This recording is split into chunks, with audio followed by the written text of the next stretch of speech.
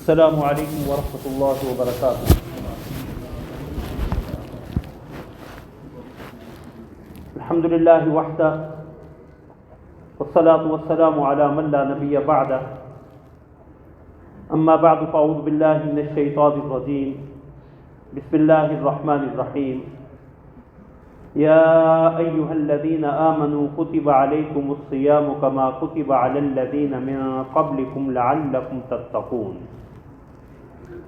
صدق اللہ العظیم۔ اللہم صلی علی محمد وعلی آل محمد کما صلیت علی ابراہیم وعلی آل ابراہیم انک حمید مجید۔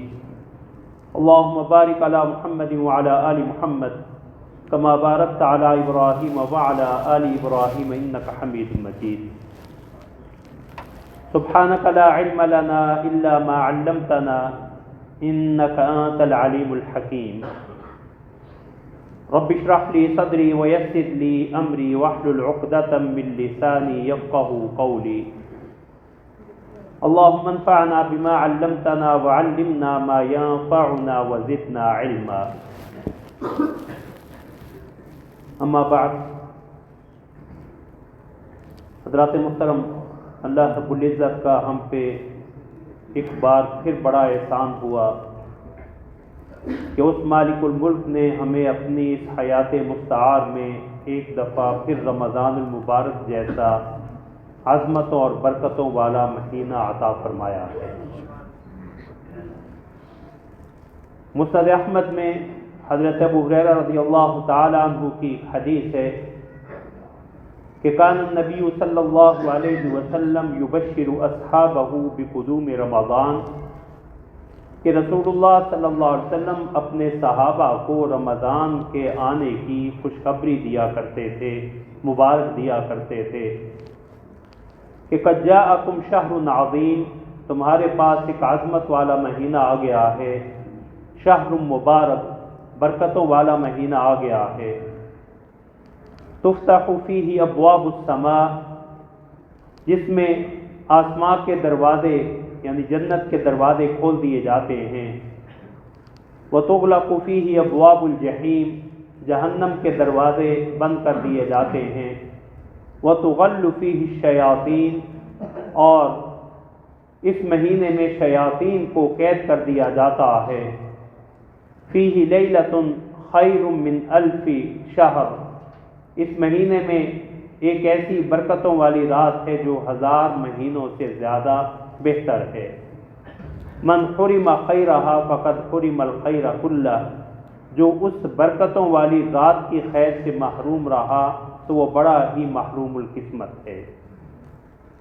تو رمضان پانا اللہ رب العزت کا بہت بڑا احسان ہے، اور جس قدر ہم اللہ کا شکر بجا لائیں یہ کم ہے۔ رمضان کی اس نعمت کی قدر کو جاننے کے لیے رسول اللہ صلی اللہ علیہ وسلم کی ایک اور حدیث ذہن میں رکھیں۔ مسند احمد ہی کی حدیث ہے حضرت ابو ہریرہ رضی اللہ تعالی عنہ سے کہ بنو قضاعہ قبیلے کے 2 دوست، ان میں سے ایک اللہ کی راہ میں لڑتے ہوئے شہید ہو گئے، جام شہادت نوش کیا، اور دوسرے دوست ان کے کچھ عرصہ بعد طبی موت پاتے ہوئے اللہ کے ہاں جا پہنچے۔ تو حضرت طلحہ رضی اللہ تعالی عنہ نے ان دونوں کو خواب میں دیکھا، اور یہ دیکھا کہ جس شخص نے اپنے بستر پہ طبی موت پائی ہے وہ درجات میں اللہ کی راہ میں شہید ہونے والے سے کہیں زیادہ آگے بڑھ گیا۔ تو انہیں تعجب ہوا، اور رسول اللہ صلی اللہ علیہ وسلم کی خدمت میں آ کے عرض کیا، رسول اللہ، آپ کے یہ دونوں صحابی، جن میں ایک میدان جنگ میں شہید ہوا، دوسرا بستر مرگ پہ انتقال کر گیا، لیکن بعد میں وفات پانے والے کے درجات جنت میں اس شہید سے کہیں زیادہ مجھے دکھائے گئے۔ تو رسول اللہ صلی اللہ علیہ وسلم نے فرمایا، تمہیں کس بات پہ تعجب ہو رہا ہے؟ کیا وہ اس اپنے ساتھی کے شہید ہونے کے بعد مزید زندہ نہیں رہا؟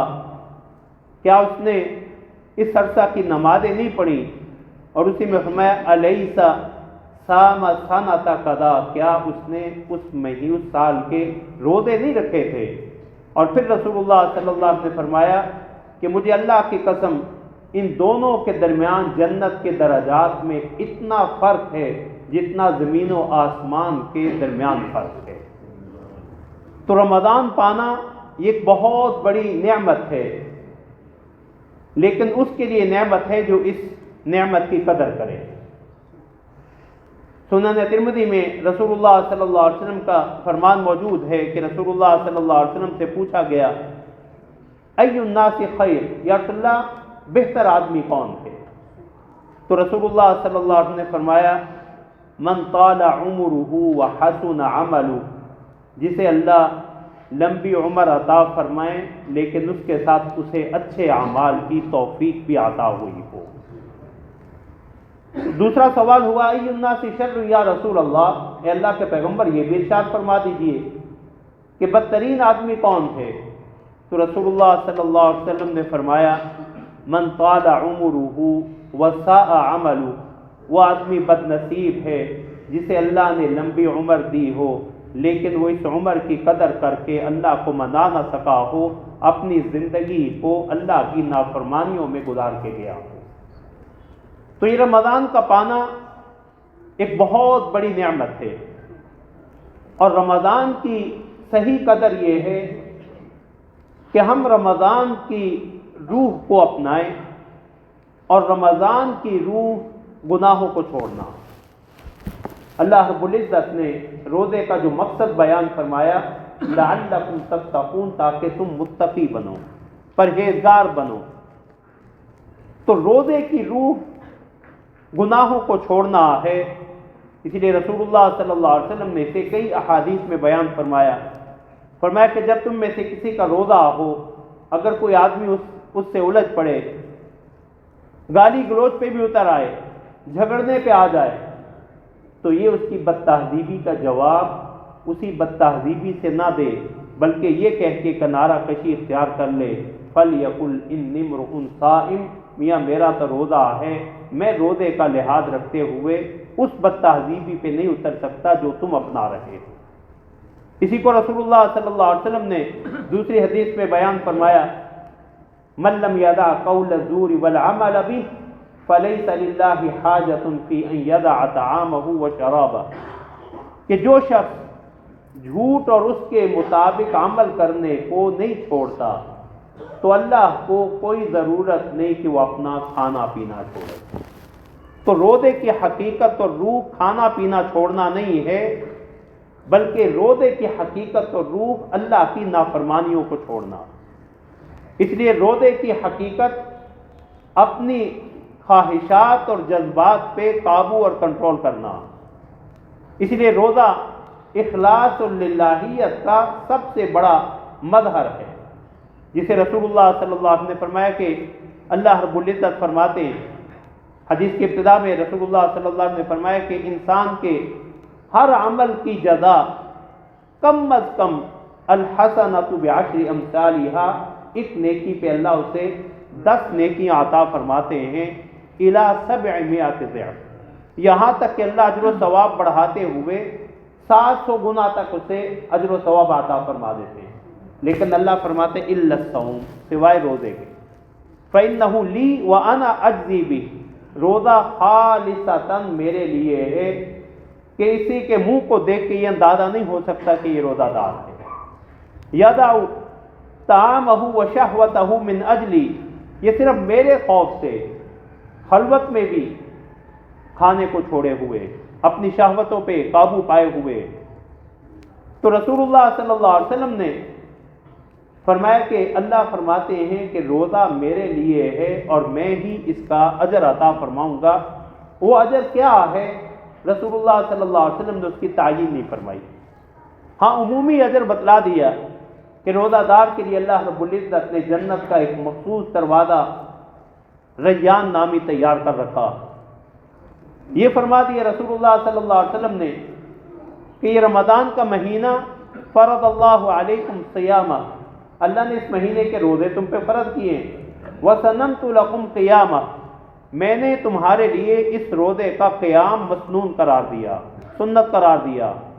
فمن صامہ ایمانا واحتسابا، خرج کیوم ولدتہ امہ، جو اس رمضان کے روزے اور رمضان کا قیام ایمان اور احتساب کے ساتھ کر لے۔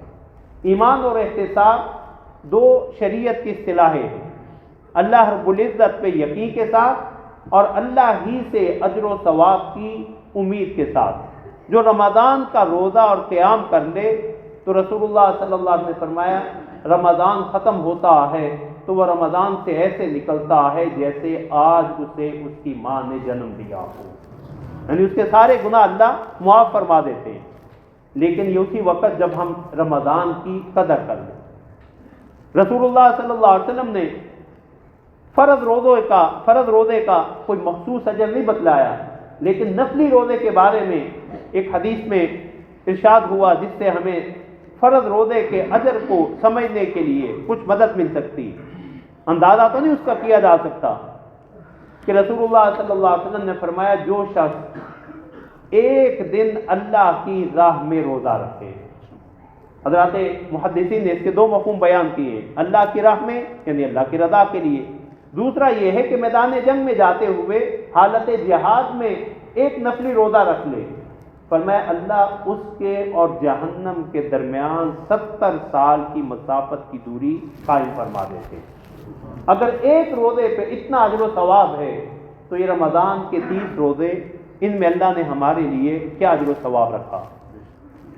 لیکن ضرورت اس چیز کی ہے کہ ہم روزے کا اصل مقصود سمجھیں کہ روزے میں اللہ نے حلال چیزیں چھڑوائی ہیں تاکہ ہماری عادت بن جائے، تربیت ہو جائے کہ ہم حرام چھوڑنے والے بن جائیں۔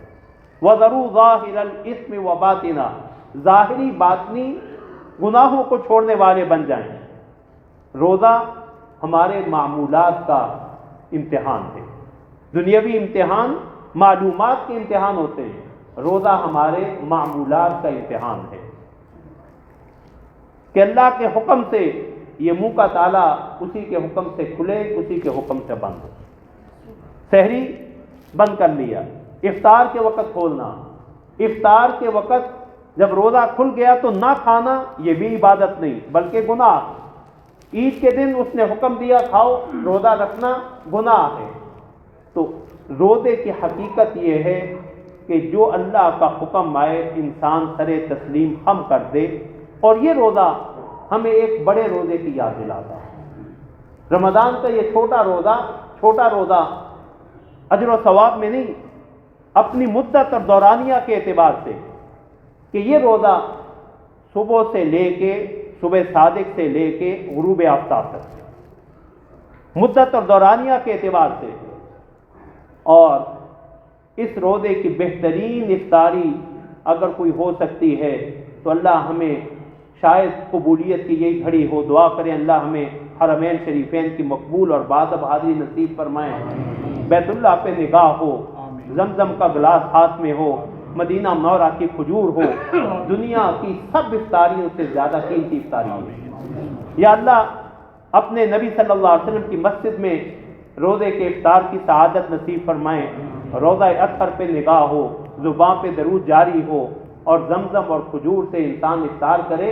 یہ چھوٹا روزہ جو مدت اور دورانیہ کے اعتبار سے چھوٹا روزہ، اس سے بہتر اور افطاری کوئی نہیں ہو سکتی۔ لیکن یہ روزہ ہمیں ایک بڑے روزے کی یاد دلاتا ہے، جو روزہ ہم میں سے ہر شخص کے بالغ ہوتے ہی شروع ہو جاتا ہے۔ اولم نعمرکم ما یتذکر فیہ من تذکر وجاءکم النذیر، جس عمر کے بارے میں اللہ کے ہاں قیامت والے دن بات پرس ہوگی کہ کیا ہم نے تمہیں اتنی عمر نہیں دی تھی جس میں کوئی نصیحت حاصل کرنا چاہتا تو وہ نصیحت حاصل کر سکتا تھا۔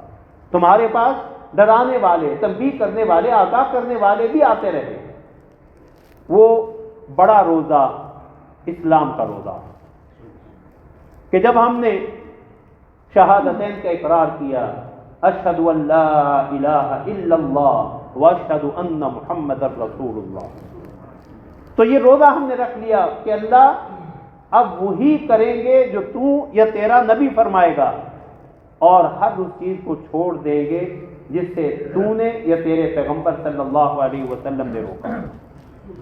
یہ بڑا روزہ ہے یہ چھوٹا روزہ مدت کے اعتبار سے اس بڑے روزے کی تیاری کے لیے کہ دیکھنا لا الہ الا اللہ پڑھنے کے بعد اب اس کے کوئی منافی کام نہ کرنا۔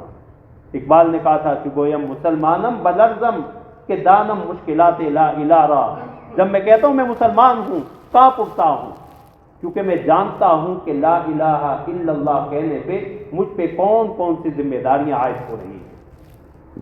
اور اس بڑے روزے کا جس طرح اس چھوٹے روزے کے لیے کھانا پینا اور میاں بیوی کا تعلق، یہ تین چیزیں ہیں جس سے چھوٹا روزہ مدت کے اعتبار سے وقفے کے اعتبار سے یہ روزہ ٹوٹتا۔ حضرات علماء نے لکھا ہے اس بڑے روزے کے لیے بھی تین روزہ توڑنے والی چیزیں، اللہ ہمیں اس سے محفوظ فرمائے۔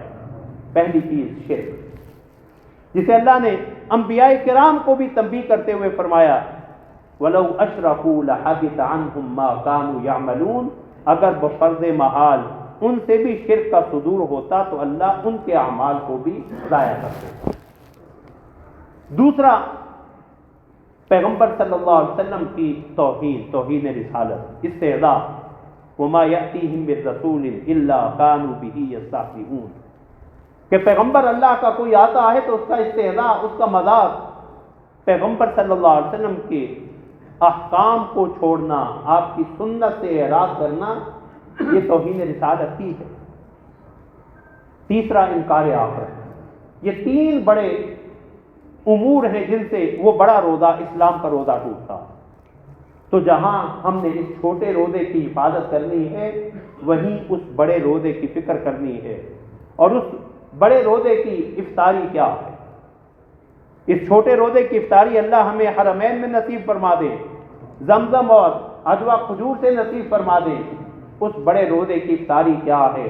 للصائم فرحتان، فرحت عند فطری و فرحت عند لقاء ربی، جسے رسول اللہ صلی اللہ علیہ وسلم نے فرمایا کہ روزے دار کو اللہ دو خوشیاں نصیب فرماتے ہیں، ایک خوشی تو روزہ پورے ہونے کی، رمضان کا مہینہ پورے ہونے کی، عید الفطر کی، اور دوسری خوشی اپنے رب کی ملاقات کی، اپنے رب کی ملاقات کی۔ اس روزے کا افطار اللہ ہم سب کو نصیب فرمائیں، وہ یہ ہو کہ اللہ کی طرف سے ندا آئے یا ایتھا النفس المطمئنہ ارجعی الی ربک راضیۃ مرضیہ، کہ بندے میں تجھ سے راضی ہوں، ہنسی خوشی میرے پاس آ جا۔ تو یہ چھوٹا روزہ اس بڑے روزے کی تیاری ہے۔ اللہ ہمیں اس چھوٹے روزے کی حفاظت بھی نصیب فرمائیں اور اس بڑے روزے کی بھی فکر نصیب فرمائیں، اس کی بھی حفاظت کرنے کی توفیق عطا فرمائیں۔ لیکن اس کے لیے چار اہم گزارشات کہ اس رمضان کو ہم قیمتی کیسے بنا سکتے ہیں، اس کی قدردانی کا حق کیسے ادا کر سکتے ہیں۔ سب سے پہلی گزارش تو یہ کہ رمضان میں اپنے اوپر سستی کو طاری نہ ہونے۔ بالعموم دیکھا یہ گیا ہے کہ رمضان آنے سے پہلے ہم بڑے جوش میں ہوتے ہیں، اور رمضان کے ابتدائی دن بھی جوش میں گزرتے ہیں۔ اللہ ہماری مساجد کو جس طرح رمضان میں آباد کیا، اللہ پورا سال اسی طرح آباد رکھے۔ تراویح میں بھی لوگوں کی کثرت، دروس میں بھی لوگوں کی کثرت، لیکن آہستہ آہستہ تراویح کی صفیں بھی کم ہو رہی۔ یہ اس رمضان کی قدر نہیں۔ رسول اللہ صلی اللہ علیہ وسلم کا معمول، جیسے جیسے رمضان بڑھتا جاتا رسول اللہ صلی اللہ علیہ وسلم کے اعمال خیر میں مزید تیزی آتی جاتی۔ سیدنا عبداللہ بن عباس رضی اللہ تعالیٰ عنہ کی حدیث کہ رسول اللہ صلی اللہ علیہ وسلم کی سخاوت رمضان میں اپنے جوبن پہ ہوتی، عروج پہ ہوتی، کہ کان اجود من الریح المرسلہ، کہ رسول اللہ صلی اللہ علیہ وسلم رمضان میں تیز ہوا سے بھی زیادہ سخی ہوتے تھے۔ سیدہ عائشہ رضی اللہ تعالی عنہا نے رسول اللہ صلی اللہ علیہ وسلم کا معمول ذکر کیا، فرمایا کہ رسول اللہ صلی اللہ علیہ وسلم رمضان سارا ہی اللہ کی عبادت اور طاعت میں گزرتا، لیکن آخری اشرا جب آتا، رمضان جب ختم ہونے کے قریب ہے، شد مئزرا واحیا لیلا وایقظ اہلا، تین چیزیں فرمائی حضرت عائشہ نے، رسول اللہ صلی اللہ علیہ وسلم کمر کرتے ہیں عبادات کے لیے، مجاہدے کے لیے، ریاضت کے لیے، قیام اللیل کے لیے، ہر عمل خیر کے لیے قبر کرتے ہیں۔ وَأَحْيَا لَيْلًا، شب بیداری کا اہتمام کرتے، رات کو بکثرت اللہ کے حضور گڑ گڑاتے۔ وَأَيْقَظَ أَهْلَهُ، صرف یہی نہیں کہ خود اس چیز کا اہتمام کرتے، اپنے گھر والوں کو بھی اٹھاتے، انہیں بھی شب بیداری کی دعوت دیتے، انہیں بھی اللہ کے حضور گڑ گڑانے کی، ان ایام کو قیمتی بنانے کی دعوت دیتے۔ اور جب بھی سستی قریب آنے لگے تو قرآن کے ان الفاظ پہ غور کر لیا کریں، ایام معدودات، یہ گنتی کے چند دن ہیں، ان کے گزرتے پتہ ہی نہیں چلتا۔ تو پہلی گزارش یہ کہ رمضان میں سستی کو اپنے اوپر حاوی نہ ہونے، رمضان کی قدر کے لیے دوسری چیز جس کا اہتمام کرنا ضروری ہے وہ یہ ہے کہ اپنی عادات کو عبادات پہ غالب نہ ہونے، اپنی عادات کو عبادات پہ غالب نہ ہونے دیں، حاوی نہ ہونے دیں۔ عادات، زیادہ بولنا، زیادہ سونا، زیادہ کھانا، چغلی، غیبت، جھوٹ، بدعنوانی، اللہ کی ساری نافرمانیاں جو دین سے دوری کی بنا پہ معاذ اللہ ہماری عادتیں بن چکی ہیں، ان عادات کو عبادات پہ غالب نہ ہونے دیں۔ عبادت کیا ہے کہ جب اس اللہ کے کہنے سے حلال کو چھوڑا ہوا ہے تو ہر حرام کو بھی چھوڑو۔ رمضان میں جو میں نے کہا معمولات کا امتحان ہے، اب ہم اپنی مرضی سے نہ سو رہے ہیں نہ اپنی مرضی سے اٹھ رہے ہیں، ہمارے سونے جاگنے کے، کھانے پینے کے معمولات تبدیل ہوئے باقی سال سے۔ تو جب ہم نے اپنے معمولات کو اللہ کی رضا کے لیے تبدیل کیا ہے تو یہ جو عادات ہیں، گناہ کی عادتیں، اسے عبادات پہ حاوی نہ ہونے دیں، کیونکہ ان کی وجہ سے انسان پہ جو منفی اثرات پڑتے ہیں وہ صرف بھوکے پیاسے رہنے سے دور نہیں ہو سکتے۔ تیسری بڑی گزارش رمضان کی قدر کے حوالے سے کہ اس رمضان کو اپنی زندگی کا آخری رمضان سمجھیں۔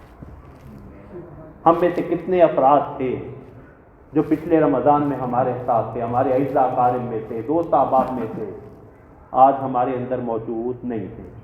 اللہ سب مرحومین کی کامل بخشش فرمائے۔ اللہ جب تک ہم زندہ ہیں اسلام پہ زندہ رکھے، ہمیں خاتمہ ایمان پہ نصیب فرمائے۔ لمبی عمر کی امید نہ لگاؤ، جو عمر اللہ نے دی ہے اسی کی قدر کر لو، اسی کی قدر کر لو۔ رسول اللہ صلی اللہ علیہ وسلم کی تعلیمات یہی ہیں۔ رسول اللہ صلی اللہ علیہ وسلم نے اپنے ایک صحابی کو نصیحت کرتے ہوئے فرمایا، اذا قمت فی صلاتک فصلی صلاۃ مودع، جب بھی نماز کے لیے کھڑا ہو تو ایسے نماز پڑھا کر جیسے تیری زندگی کی آخری نماز۔ نماز تو ہم دن میں 5 دفعہ اللہ توفیق دے دیتے ہیں، لیکن رمضان تو سال بعد آنا ہے، تو اس رمضان کو اپنا آخری رمضان سمجھتے ہوئے قیمتی بنائیں کہ پھر ان برکتوں والا، عظمتوں والا، ان خصوصیات والا رمضان نہ جانے نصیب ہونا ہے یا نہیں۔ اور رسول اللہ صلی اللہ علیہ وسلم نے عقل مند کی، خوش نصیب کی، خوش بخت کی علامت بتلائی۔ اللہ اکبر، اما سعید من وعد بغیرہ، خوش بخت وہ ہے جو دوسروں سے نصیحت حاصل کرے۔ فرمایا کہ الکیس من دان نفسہ، دوسری حدیث میں عقل مند وہ ہے جو اپنے آپ کو اللہ کی اطاعت میں لگائے رکھے، اپنے نفس پہ قابو پائے، وعمل لما بعد الموت، اور موت کے بعد کی زندگی کی تیاری کرتا رہے۔ والعاجز من اتبع نفسہ هواه وتمنى علی اللہ، اور عاجز و درماندہ، بے وقوف اور احمق وہ شخص ہے جو اپنی خواہشات کے پیچھے لگا رہے اور اللہ سے لمبی لمبی امیدیں باندھے رکھے کہ اللہ بڑا غفور الرحیم۔ اللہ کے ضابطے اللہ نے دونوں بیان کیے کہ اگر اللہ رب العزت کی رحمت مغفرت ہے تو اللہ نے نافرمانوں کے لیے اپنی سخت پکڑ کا بھی قرآن میں ہی ذکر کیا۔ تو اس رمضان کو ایسے گزارے جیسے یہ زندگی کا آخری رمضان، اللہ ہمیں بار بار یہ رمضان کی نعمتیں نصیب فرمائیں۔ حضرات صحابہ رمضان پانے کے بعد اگلے رمضان کی دعا کیا کرتے تھے۔ رسول اللہ صلی اللہ علیہ وسلم سے بھی رمضان کا اہتمام رمضان آنے سے کئی مہینے پہلے ثابت تھے، لیکن کسی کو پتہ نہیں کہ کل کیا حالات پیش آئیں گے۔ تو اس رمضان کو کہ پھر ان خصوصیات والا رمضان نہ جانے نصیب ہوگا یا نہیں۔ چوتھی اور آخری گزارش، اس رمضان کی قدردانی کے لیے، اسے قیمتی بنانے کے لیے خدا را کوئی تو ایسا عمل کر گزریے اس رمضان میں جسے قیامت والے دن اللہ کے حضور پیش کر سکے کہ اللہ تیری توفیق سے میں نے یہ عمل کیا تھا، تو اس کی برکت سے میری آخرت کی منزلیں آسان فرما دے۔ یہاں صحیح بخاری کی حدیث کو ذہن میں رکھیں جسے اصحاب غار کی حدیث کے نام سے حضرات محدثین نے ذکر کیا کہ رسول اللہ صلی اللہ علیہ وسلم نے فرمایا 3 آدمی سفر پہ نکلے، تیز بارش شروع ہوئی، ایک غار میں پناہ لی، آندھی اور بارش کی وجہ سے ایک بھاری پتھر غار کے دھانے پہ آ، راستہ باہر نکلنے کا بند۔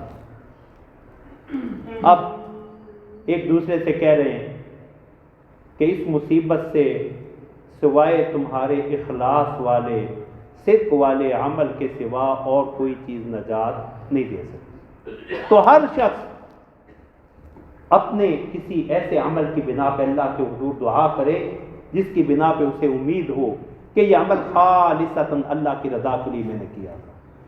پہلے نے دعا کے لیے ہاتھ اٹھائی، اللہ تو جانتا، میرے پاس ایک مزدور آیا، اسے مزدوری طے ہوئی، شام کو جب میں نے اسے مزدوری دی اسے تھوڑی لگی، ناراض ہو کے چلا گیا، مزدوری چھوڑ کے چلا گیا۔ تو اللہ میں نے اس کی اس مزدوری کو اپنے ساتھ کاروبار میں لگا لیا، یہاں تک کہ اس سے میں نے جانور کا گائے کا ریوڑ بن گیا۔ کافی سال گزرنے کے بعد وہ دوبارہ میرے پاس آیا، حالات کے ہاتھوں مجبور ہو کے، کہنے لگا اچھا جتنی میری مزدوری دے رہا تھا اتنی دے دے، اب حالات بڑے تنگ تھے۔ تو میں نے کہا یہ جو گائے کا ریوڑ چل رہا ہے یہ تیرا یہ لے جا۔ کہنے لگا دیکھ میری غربت کا مذاق نہ اڑا۔ کہنے لگا نہیں میں اللہ کو گواہ بنا کے کہہ رہا ہوں، یہ تیرے ہی اس مال میں اللہ نے اتنی برکت عطا فرمائی، یہ سب تیری ہے، لے جا۔ تو اللہ اگر یہ عمل تیری رضا کے لیے تھا تو اس مصیبت سے ہمیں چھٹکارا عطا فرما۔ تو وہ پتھر تھوڑا سا دیکھا لیکن ابھی باہر نکلنے کی صورت نہیں بن رہی۔ دوسرے آدمی نے دعا کے لیے ہاتھ اٹھائے، اللہ میں بکریاں چراتا تھا، میرے بوڑھے والدین، میں رات کو واپس آتا، پہلے اپنے بوڑھے والدین کو دودھ پلاتا، پھر بیوی بچوں کی خبر لیتا۔ ایک رات بارش کی وجہ سے مجھے دیر ہو گئی، میں جب واپس آیا تو میرے ماں باپ جو ہے وہ سوئے ہوئے تھے۔ میں دودھ کے گلاس ہاتھ میں لے کے ان کے سرانے کھڑا رہا کہ میرے ماں باپ کی آنکھ کھلے تو میں ان کے خدمت میں یہ پیش کروں۔ میں اپنے عزیز نوجوانوں سے کہنا چاہوں گا خدا را ان ماں باپ کی قدر کر لو، ان ماں باپ کی قدر کر لو۔ یہ نعمت چھن جائے تو پھر احساس ہوتا ہے یہ کتنی عظیم نعمت ہے۔ تو اللہ اگر یہ میرا عمل تیری رضا کے لیے تھا تو اس مصیبت سے ہمیں چھٹکارا عطا فرما۔ پتھر کچھ اور سرکا، باہر سے روشنی آنے لگی لیکن ابھی باہر نکلنے کی کوئی صورت نہیں۔ تیسرے آدمی نے دعا کے لیے ہاتھ اٹھائے، اللہ تجھے علم ہے مجھے اپنی چچا زاد بہن سے بہت زیادہ پیار اور محبت تھا، میں اسے ورگلانے کے لیے دعا کروں، اللہ ہمیں اس رمضان کی برکت سے نگاہ اور شرمگاہ کی حفاظت نصیب فرمائیں۔ اللہ اکبر، میں اسے ورگلاتا تھا تو وہ ہمیشہ کنی کترا جاتی، اپنی عزت کی حفاظت کرتی ہے۔ ایک دفعہ میرے بہت زیادہ اصرار پہ اس نے زبان سے جملہ کہہ دیا کہ 100 دینار لا پھر یہ کام کروں۔ تو میرے پاس نہیں تھے، میں نے محنت مزدوری کر کے 100 دینار کمائے اور لے کے اس کے پاس پہنچ گیا کہ میں نے تیری شرط پوری کر دی، اب میرا مطالبہ پورا کر۔ عورت اپنے اس شرط کی بنا پہ، اسے سمجھ نہیں آئی کہ یہ ایسی شرط ہے جسے پورا کرنا شرعاً واجب نہیں ہے لیکن اس کی سمجھ نے یہی کام کیا، وہ آمادہ ہوئی گناہ پہ، تو کہا یار یہ اللہ، جب میں نے اس کے ساتھ بدکاری کرنے کے لیے اسے بے لباس کیا، اس کا جسم کانپنے لگا اور کہنے لگی اتق اللہ، دیکھ اللہ سے ڈر، میں نے تو تجھ سے جان چھڑانے کے لیے جملہ کہا تھا، تو واقعتاً مجھ پہ میری عزت لوٹنے پہ تیار ہو گیا، تو میں نے اتق اللہ تیرے نام کی عظمت سے اسے چھوڑ دیا، جبکہ میں اس پہ مکمل قابو پا چکا تھا، اور وہ 100 دینار بھی جو ہے وہ اسے دے دیے۔ اللہ یہ میرا عمل اگر خالصتاً تیری رضا کے لیے تھا تو اللہ اس مصیبت سے ہمیں چھٹکارا عطا فرما۔ تو اللہ نے پتھر کو سرکایا جس سے ان کی خلاصی کی صورت بنی۔ گزارش میں یہ کرنا چاہ رہا تھا، میں اور آپ اپنی اپنی زندگی میں نظر دوڑائیں، ہمارے پاس کوئی ایسا تو عمل ہو جو اس مالک کے حضور ہم نے اخلاص کے ساتھ خلوت میں، تنہائی میں، صرف اس مالک کو راضی کرنے کے لیے کیا ہو، اور قیامت والے دن اس اللہ کے حضور کہہ سکیں اللہ توفیق تیری ہی تھی، تیری توفیق کے بغیر یہ عمل نہیں کر سکتا تھا، لیکن اللہ میرے اس عمل کی بنا پہ میری بخشش کے فیصلے فرما دے۔ تو اس رمضان کو اس طور پہ قیمتی بنائیں کہ کوئی تو ایسا اخلاص والا، صدق دل والا عمل کر جائیں کہ قیامت والے دن اللہ کے حضور ہم اس عمل کو پیش کر سکیں۔ اللہ رب العزت ہمیں اس رمضان کی قدر کرنے کی توفیق عطا فرمائیں۔ اللہ رمضان کے صحیح صیام و قیام کی، قیام لیلۃ القدر کی، اعتکاف کی، دیگر اعمال خیر سر انجام دینے کی توفیق عطا فرمائیں۔ وآخر دعوانا ان الحمد للہ رب العالمین۔